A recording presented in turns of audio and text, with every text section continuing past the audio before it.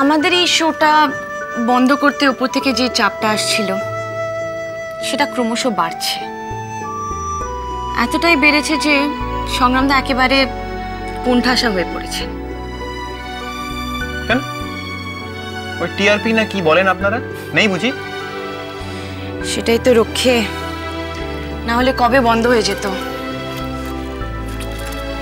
আমি কিছুতেই বুঝি না এসব।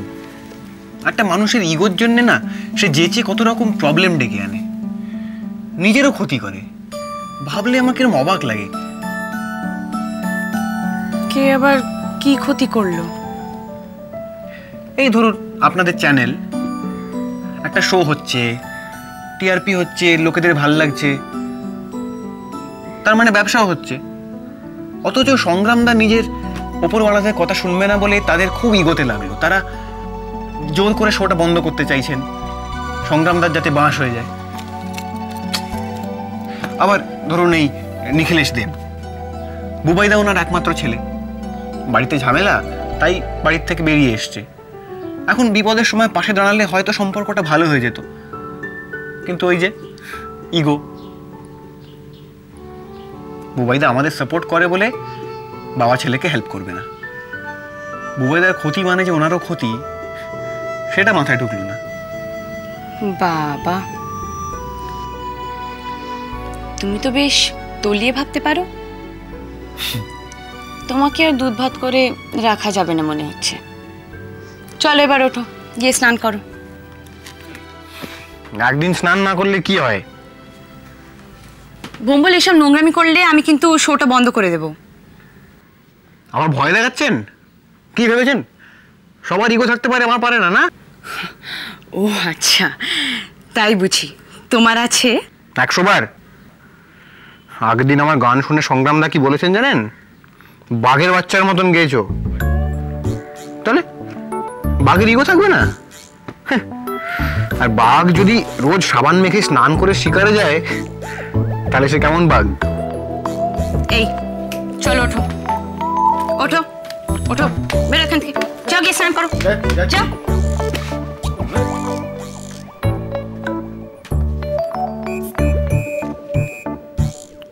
গডফাদার?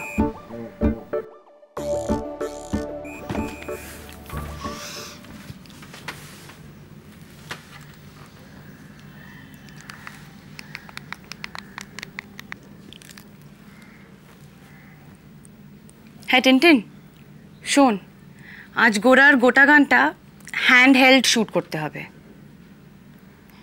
হ্যাঁ, সেটা তুই বোঝে নে। হ্যাঁ, আর কিন্তু আমরা সেটে শ্যুট করছি না, রাস্তায়। হ্যাঁ, সে আমি কথা বলে নিয়েছি, খোলা রাস্তায়।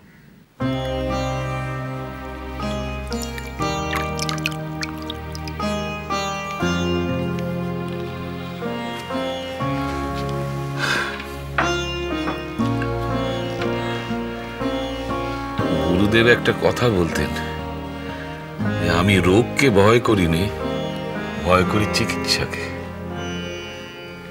তোমাদের এই চিকিৎসা, তোমার উদ্বিগ্ন মুখ, বাড়াবাড়ি রকমের সেবা, মাথার কাছে এতগুলো ওষুধ আমার অসুখকে বড় প্রশ্রয় দিচ্ছে বৌমা।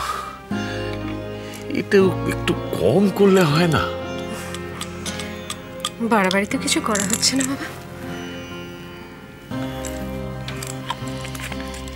ডাক্তারবাবু যেটুকু বলেছেন সেটুকুই করা হচ্ছে।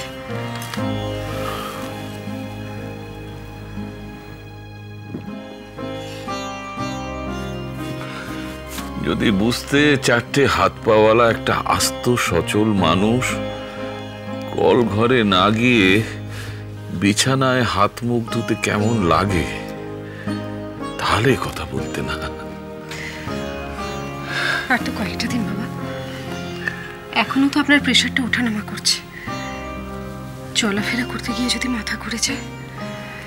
না, তোমাকে বলে বোঝানো যাবে না বৌমা। তুমি বরং তোমার এই সেবিকার ডিউটির চার্টে ওই পুপে দিদির নামটা ঢুকিয়ে দাও। সকালবেলা একটু ওষুধ খাওয়ার পালা, সন্ধ্যেবেলা একটু চায়ের দায়িত্ব, এইসব ছোটখাটো কাজ যদি পুপের সঙ্গে গল্প করতে ইচ্ছে করছে? করুন না, আমি পুপেকে পাঠিয়ে দেব। কিন্তু বাবা, আপনার কোনো কাজের দায়িত্ব ওকে দিয়ে আমি শান্তি পাবো না। আপনি তো জানেন আপনার নাতনি শুধু বড়ই হয়েছে, মনের দিক থেকে একেবারেই ছেলে মানুষ। বড় ভালো লাগে বৌমা। জানো বৌমা, মনে হয় নিজের মনে আপন বেগে নদী ছলছল কল কল করে বয়ে চলেছে। আমি তার সঙ্গে ছুটতে পারিনি তো কি হয়েছে? পাড়ে বসে তার চলার বেগটা দু চোখ ভরে যেন দেখতে পাই, আর তাতে যেন মনের স্থবিরতাটা কেটে যায়। আমি লক্ষ্য করেছি আমার হাঁটা চলা বন্ধ হওয়ার পর থেকে বাইরের পৃথিবীটাকে তোমরা কঠিন শাসনে বেঁধে ওই চৌকাঠের বাইরে আটকে রেখেছ। আমার কাছে কেউ এলে তাকে এই কঠিন নিয়মের বেড়া পার হয়ে তবে আসতে হবে। দর্শনের সময় সীমাটাও বেঁধে রেখেছ। তার উপর কোনো না কোনো পাহারাদার সবসময় উপস্থিত। আজ পুপে দিদি আমার কাছে এলে সব নিয়ম কানুন আমি মানব না, এই কথা বলে রাখলো। সে দেখা যাবে ক্ষণ। পুপে দিদির অনুষ্ঠানটা কেমন হচ্ছে বৌমা? বাবা খুব ভালো হচ্ছে। পুপের খুব প্রশংসা হয়েছে বাবা। সবাই ওর গানের খুব প্রশংসা করছে। কত ফোন আসে জানেন তো, ওই ওদের টিভি অফিসে, ওখানে নাকি অনেক চিঠিও এসেছে। এমনটাই তো হওয়ার ছিল। সবকিছু বড় তাড়াহুড়ো করে ঘটে গেল বৌমা। আচ্ছা, আর একটা খবর দিতে পারবে আমাকে? বলুন। আমি রোগ শয্যায় শুয়ে একটা গোলমালের আভাস টের পাচ্ছি বৌমা। একটা চাপা দুশ্চিন্তা সকলের মুখে ছাপ ফেলেছে। আমি জানি তোমরা সেটা সযত্নে আমার কাছ থেকে আড়াল করে রাখতে চাইছো, কিন্তু যে এলোমেলো ঝড়টা উঠেছে তার শোঁ শোঁ আওয়াজটুকু দরজা জানলা বন্ধ করে ঠেকাতে পারোনি। এরকম করে তো তোমরা আমার দুশ্চিন্তা আটকাতে পারবে না।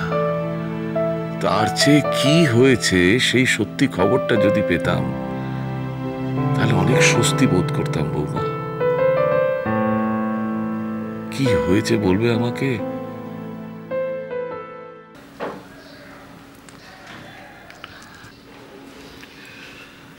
কত? না রে, পারবো না। অত ইন্টারেস্ট দিতে গেলে ঢাকের দায় মনসা বিকিয়ে যাবে। কি আর শোন না, তোর আরেকজন কার কথা বলেছিলি না? আরে ওইখানটায় এই থিয়েটার রোডে অফিস। হ্যাঁ, তুই তো বললি যে কথা বললে মানে চেনা লোক হলে ইন্টারেস্ট কমিয়ে দেবে। হ্যাঁ, তা সে রেটটা কত আমাকে জানাতে হবে তো। জানা আজকে একবার গিয়ে দেখা কর না, কি বলে শোন। সেরকম হলে বলিস, আমি নিজে গিয়ে কথা বলবো। হ্যাঁ, ওই চলে যাচ্ছে। ঠিক আছে, দেখ বাবা, একটু দেখ। ওকে।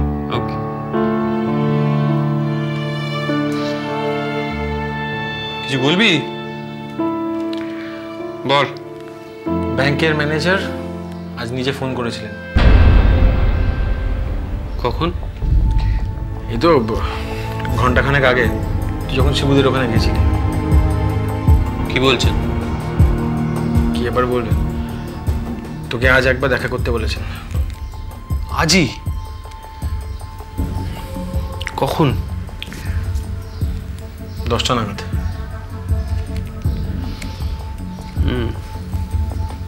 কি করবি? কি আবার করবো? যাবো। গিয়ে কি হবে? কি হবে? যাবো, গিয়ে ওনার সঙ্গে কথা বলবো। গানির পারে